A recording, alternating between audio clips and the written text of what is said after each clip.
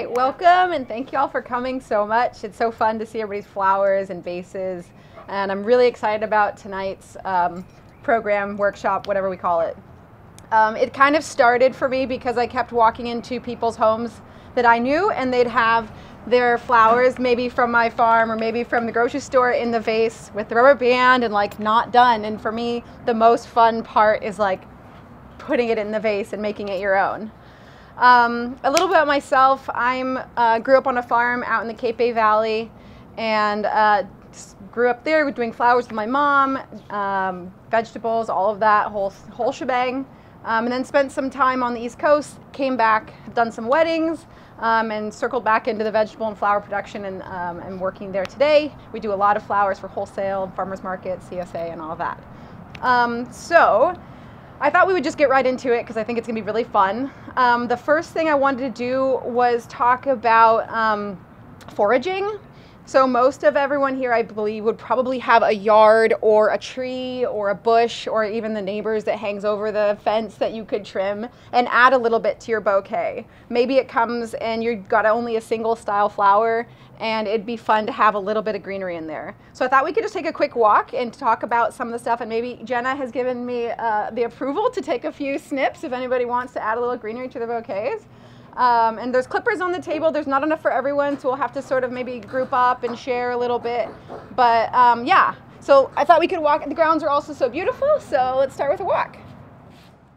Okay, great. All right, does everybody have enough greenery, filler stuff? I see a lot of flowers, so I feel like we're good to go. First step, obviously, is take the rubber bands off. Nobody wants those.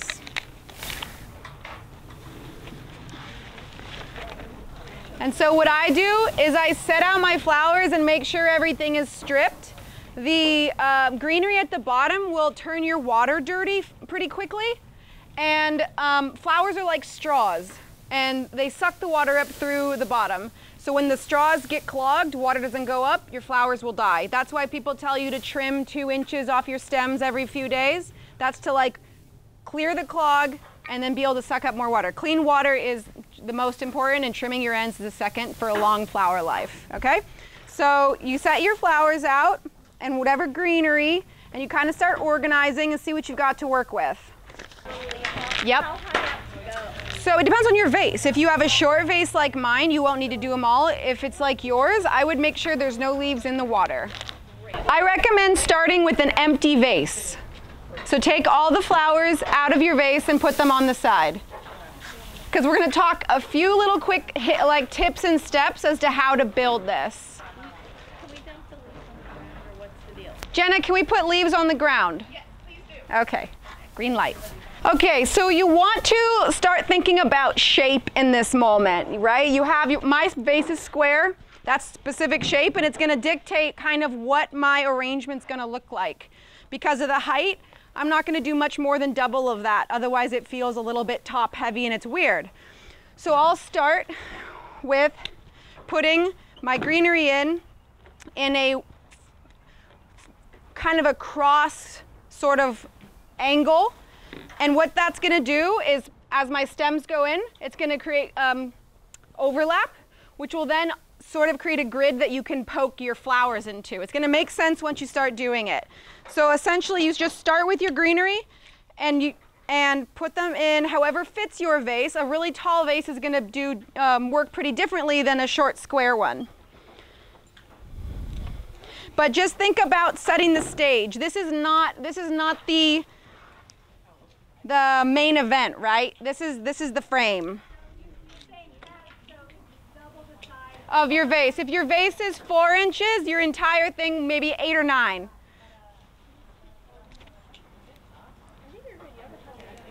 I think that looks great if you're at, yeah. Because you got some nice shape there and it'll hang down. But keep going. You want this to be nice and full. But did you pick greenery, or are you skipping greenery? Greenery first. Do your greenery first. It'll pay off, I promise.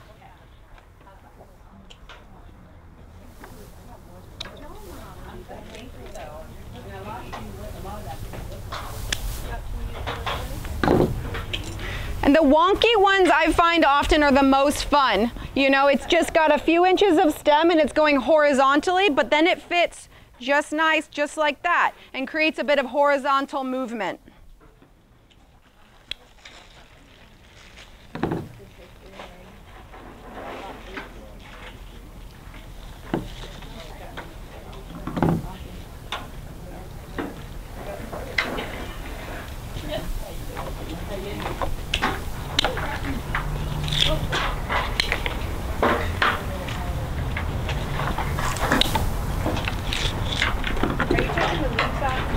Sorry, I didn't mention that. Yes, definitely strip all the leaves off because it'll muddy your water. You don't want any leaves in your water unless you plan on changing it every day, which is not fun.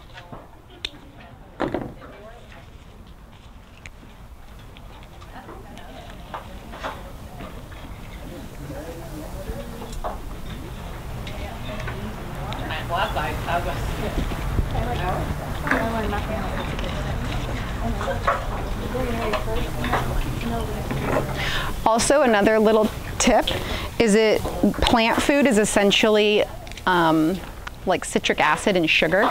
So if you dump just a little, like a squeeze of lemon, a little bit of Sprite, or a little bit of just sugar in your water, it's like plant food. You don't need much, just a little bit. So if you're ready to start adding flowers, you're welcome to. What I like to think about when I start putting flowers in is sort of the movement that they create and the focal flowers. What do you want to be sort of the center of the stage, you know? For me, this scabiosa is just like absolutely beautiful. I want that to be like the piece everybody first sees. So I'm not gonna trim it, I'm gonna put it right out there and everybody's gonna see it. Whereas the larkspur is more of a fill for me, so I might trim it down and tuck it in a little bit for color and accent, but not for that center stage. So color and angles actually dictate the way your eye moves. This is sort of an art thing for all the art buffs, right? Is it the way you draw your eye across the page? It works exactly the same with flowers. It comes down to color, shapes, and design, and that's the way it kind of moves you around. And so for me, it's a fun thing to think about when you start going forward. So are you saying that we gotta go forward? But you should notice now that cross-hatching of your greenery makes it so that you can stick your flower in and it'll stand straight up and not need any sort of prop. Should I go shorter? I think that looks nice, but again, it's up to you. I think it's a good balance for your vase. I don't think I would go shorter personally, but again, it's up to you. Okay. I like how the greenery made it a solid house like this. Not 100%. Yeah, it fills it out, and it also makes it so if you have a big bouquet and maybe you really don't like purple and yellow together, you could make two. You know, you could just add a bunch of greenery with a few flowers. You know, I brought these other vases to show like you can do multiple sizes with one bouquet. I didn't bring enough flowers to fill it out. Well, this one has a frog. This pokey thing. So you can do like, let's see, I'm gonna break off one of my flowers. It has spikes. So then you can do a minimalist.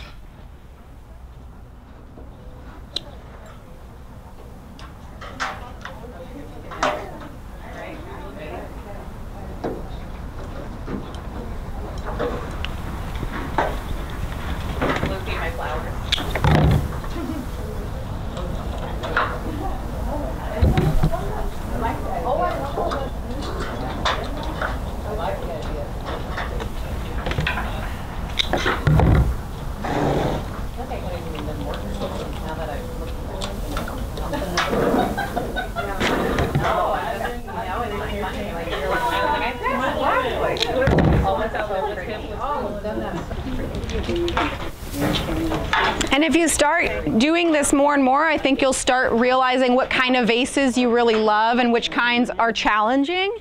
And I think it's also part of the fun is finding vases that really accent what you like. You know, I really like the sort of wild wonky to the side, and so I always want low vases. Like tall vases make me crazy because I don't know how to deal with them. How did you get them to stick in the one with that one? It has a frog in it. Okay. You know what did I show you? Yeah. Okay. Yeah, they're little tiny spikes, so you can push your flower on the spikes. Oh, okay. Yeah, they're really fun.